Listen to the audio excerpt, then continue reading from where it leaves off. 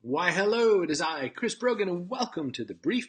This is a short video show where I show you trends and ideas that might imply some changes to your future in your business or your life. I help you find the gap between what's now and what could be through showing you different stories that I've found and might find interesting for you. So you could go to chrisbrogan.com/cbm and check these stories all out for yourself. You don't have to listen to me. You can just take a look at these things for yourself. But if you want, you can follow along with me, and I will show you the stories that I found might be in some way or another interesting for you and or for our future and some considerations for your business and your life. First story up, congratulations, trans people can now join and serve in the military. This is something interesting, though, because what it says is beginning on New Year's Day, this is going to be into play. But there are also all kinds of questions back and forth about how long this law will stay in order. Personally, I think that if somebody who decides to identify as trans decides that this is what they want to do, I think that they are more than welcome to be part of the military and serve and save us and all that. My next story is gonna have to skip it. Looks like Disney. I'll put me as the story because I can't show you this webpage because the webpage decided to show me a big ad and I can't get out of the ad. Disney has acquired a huge portion of the Fox properties. Rupert Murdoch is holding on to Fox News and some of those other news pieces, but this includes things like buying the people who own X-Men and Deadpool, for instance, and a lot of other content. And there are some questions about what's this going to do for the world. First off, for nerds, is this going to make Deadpool 2 a lot more Disneyfied? I'm pretty sure the answer is no. Although that the entire sort of Disney chain value is towards family values and kind of kids safe kind of entertainment, they also know that there are different strokes for different folks, and we need to keep a flavor of what matters to the various properties intact and all that. So that's the interesting piece about Disney buying Fox. The reason they say they're buying it is to have more content to compete with properties like Netflix and all that. There's a huge rush to having all the property so that you can put your materials onto the streaming services you want and the digital services you want to monetize them in that way. And that's kind of why that came about. It is interesting that suddenly there's struggle for content as people are worrying about that there's an oversaturation. You know what there is an oversaturation of? Chipotle queso sauce. No one likes it. No one wants it. They did a big free queso deal where you showed up with your crappy holiday sweater and they would give you free queso, and it backfired. A lot of people complained. They hate it. They said it's gross. I got to be honest, I haven't been to a Chipotle since they started accidentally killing people with their food. That seems like not a great idea. But also since the company decided that the thing the whole company was founded about, fresh, mostly local food, they said, maybe we don't need to sell fresh, mostly local food. So here's the deal. Chipotle keeps texting me saying they're going to hook me up with some free queso. Free or not, I don't want that nasty blank. Dear Chipotle, nobody wants that nasty queso. So that's what they got for their effort, is for trying to make this big experience happen. It turns out that many people didn't like it. There's not exactly a news story here, but I'll tell you where the trend analysis goes. The whole idea that this company was based on being mostly fresh, all fresh, mostly local. And then the people who decided to take over the company said, we don't need that. Here's the hint. If the company was doing really well and then suddenly it's not doing well, the way to fix it isn't let's add more weird, not fresh things. The way might be to kind of honor the thing you said you were building the company for in the first place, right? Google has released a long time not updated SEO guide. Their new SEO guide is available online. Again, you can get these links for yourself, chrisbrogan.com/cbm. This is absolutely the guide for people who want to understand basic SEO for themselves and how to get started. This is so dry, and the only really you should choose to do this is if you want to just sort of tighten up and tidy up your pages and keep them in alignment with what Google's rules and requirements are. I'm not an SEO guy. I don't ever pretend to be an SEO guy. It's not really my interest in life. But because Google has chosen to put this guide back out, it's pretty interesting and pretty worthwhile for you to take a look at it and at least thumb over it and see if it makes sense to how your websites are set up and that sort of a thing. Micro living. So in Shanghai, not unlike San Francisco and a lot of parts of the world, there's a huge problem with real estate where there's not always enough real estate in a certain area and or where people aren't able to afford it anymore. So BMW has taken an abandoned paint factory and turned it into a micro apartment building where there's all kinds of shared communal spaces, which look beautiful. Look at that picture. But then this is like a co-living space that BMW Mini Living is creating in Shanghai. So it's saying here that this complex is going to convert this paint into a building that's going to include, each one is going to have from 2 to 10 residential units. It's not fully built yet, but they're conceptualizing it's going to look something like this. And you're going to be able to, have these rooftop farming, car sharing programs. It's a really interesting kind of what if concept that they're putting to life. But it's also interesting because, number one, that BMW is creating it. And number two, it's talking about the idea of making these places where your living quarters aren't exactly that big, but instead the communal living spaces are where they focus on. So in a way, if you think about it, it's kind of like the way new Marriott residence hotels and all these kinds of places, you've got these big areas of communal space and then small, private space. And this might be an interesting way to start looking at all of our places. I live inside a factory building in which I have a big amount of space for myself and my children when they come and visit and stay with me. And it's 955 square feet. And there's, the kitchen back here, and there's all this big space here, and then there's a bathroom that's the only real room in the place. But I can tell you that the whole concept of this is something where I think a lot more people are going to start wanting this, where, there's our quarters and kind of where we keep our stuff. And then there's lots of parts that we don't really care about and wouldn't mind sharing with other people. I'm not sure what you think about that, but I think it's something worth checking out. Hello, Heidi. Heidi says, just checked out the links on your website. Thank you, Chris Brogan. Well, you're welcome, Heidi. Thank you for being part of this. So I wanted to talk to you a little bit quickly about artificial intelligence. It's interesting because a lot of times when we hear it, we just think sort of big, large, brainy, can't figure it out. Here's a story about what AI does for photo apps. So Google has a new photo app for iOS and Android that can do things that other apps can't do. And so this is interesting because these new apps that are out there right now allow you to do real fast stuff. This one's called Storyboard, which is only for Android right now.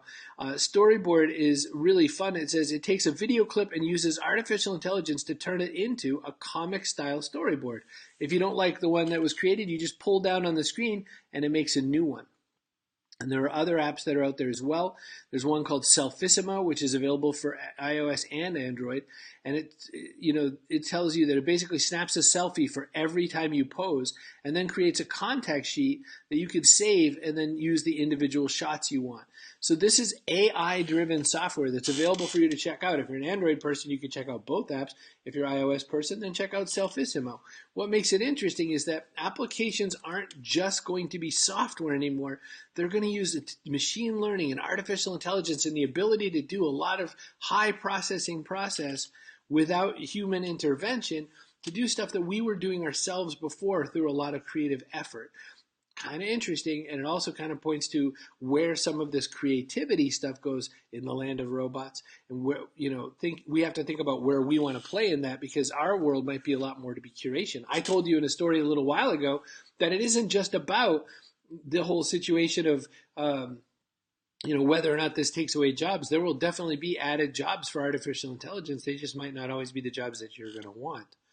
Next up, credit unions. Credit unions are the bomb. They're way better than banks for a lot of things. And what's interesting is that credit unions are really trying to reach out and see how they can get millennial members. So this is a post on Credit Union Insight, which of course is very pro credit union, but I am too.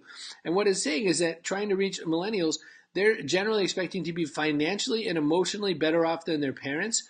Millennials have entirely different goals and are more comfortable with straight talking language from business and political leaders. And credit unions have to adjust their marketing and sales language to match that.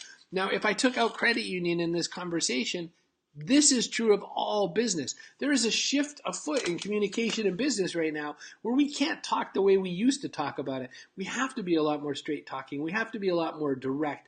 We have to explain our values behind our business as well, because especially with millennials, but it's moving to lots of other places. There are all kinds of situations where buyers and users of any kind of business really want to feel like that everything is matching up and aligning. We want to care about the companies that we give our money to, because we're in a world where there's such ubiquitous availability that we do have choice. I made the comment about Chipotle deciding that they weren't going to do all fresh and mostly local food, and guess what?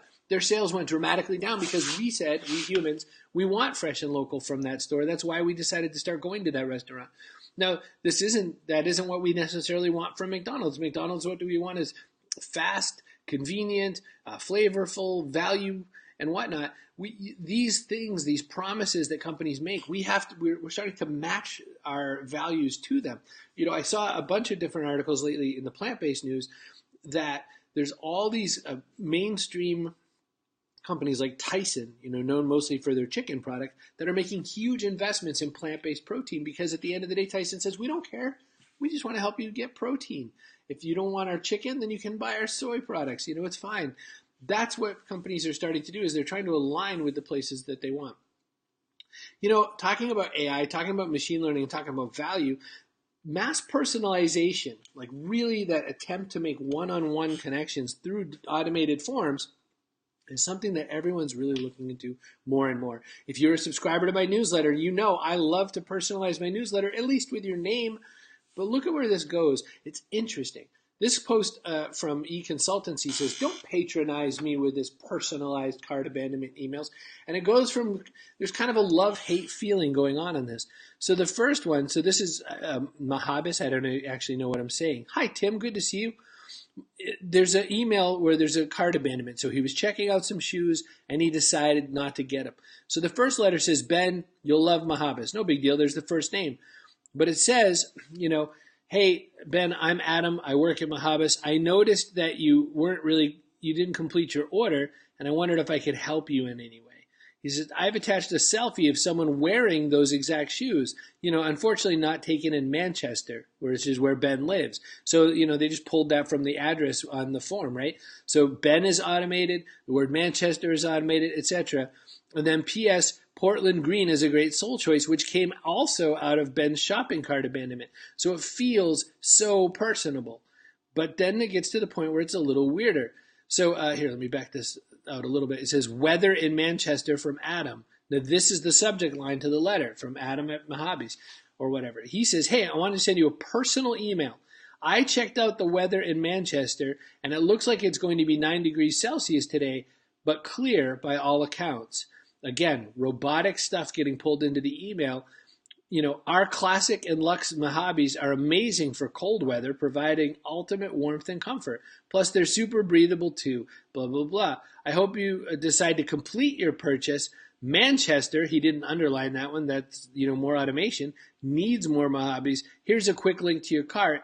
P.S., and he repeats it, Gotland Green is a great soul choice. So again, this kind of extra personalized stuff. So now it says, his third email, this is where he starts to get a little bit mad, 15% off just for Ben. Hey, dear Ben, my last try, smiley face. Again, very personalized, right? Manchester, again pulling his location, needs more Mahabis, and we would love for you to own a pair. I've pushed internally to get you a special 15% discount. I can only guarantee it'll be available for 24 hours, but fingers crossed, you'll have time to buy it before then. The feet of Ben will love them, I promise. And don't forget, shipping is free worldwide. Here's a link. This is really interesting to me because it is going out of its way to be very personable. But the guy receiving that, Ben in this case, Ben is saying, gee, I don't know. I wonder if maybe that's just a little too creepy, right? Like, is that maybe not necessarily the way I want that to go? So it's an interesting question because what he's dealing with is, is this personable and I like it, or is this, really creepy because you're taking all of my data and moving it in a way that makes me not excited about it? I don't have an answer for you. I know that I'm interested in that personalization, and I know that it done well, it does feel kind of interesting. It does feel very cool. And especially, when people reach out to me, for instance, for things like influencer programs, I know when someone's gone out of their way to research me a little bit, that's interesting. But when a company does it and when it's automated, is it creepy? I don't know. What's your take? Leave me a comment, drop me a question, send me an email, chris@chrisbrogan.com. Hey, you remember Rebecca Black? Do you remember Friday? Well, it's kind of interesting because I hadn't really thought about her directly in any kind of a time. Oops, I accidentally just pushed us into the wrong part of this page. Here we go. So Rebecca Black is talking about the fact, imagine your awkward times in middle school are on the internet forever. She's talking about the fact that her song Friday went from getting all kinds of views and all kinds of attention to becoming one of the top 5 most disliked videos in the history of YouTube. Top 5 disliked videos in the history of YouTube. This is a teenage girl. She was doing this with her friends. It was supposed to be fun. I think her dad paid for it. It was just sort of fun. But it became a big laughingstock situation. And what she says about this is that you can't imagine what it was like for me in my life. She says, you cannot imagine that I went from having, this moment where it was kind of fun to being the laughingstock and all the things people said, all the ugly, awful things where people say awful things to her all the time, and she doesn't really get it, no one really is ever going to treat her like a normal person. She now is part of a group and or a movement and is bringing this around to schools and all that to talk about bullying and to talk about when people make you feel bad and to talk about, how to deal with some of that and how to build your emotional setup and everything like that. So it's very interesting because she's taken a situation where she's gone from internet famous to really maligned and treated poorly by the average human being to make this into something that may or may not be helpful. Clinton says, well, welcome to fame. I hear that, but I also think that no one really taught, people haven't really taught famous people how to be famous, but people haven't taught the commenting public who now have a voice in this, how to be, decent humans sometimes too. John points out, and I agree, I'm so happy social media was not part of my school years. I mean, look, I was trying to have my own radio show in the hallways when I was in 7th grade, so I totally would have been one of those guys, but my gosh, to think about having that stuff live on forever might be terrifying. Well, we talked about AI a couple of times. Why not make it a third? What happens when robots write books? There's a fun piece of writing on Botnik talking about Harry Potter.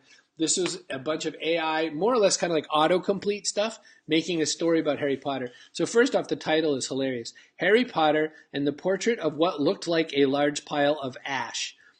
These stories are almost always really scary because of what they translate. So in this one here, chapter 13, the handsome one, it says, the castle grounds snarled with a wave of magically magnified wind.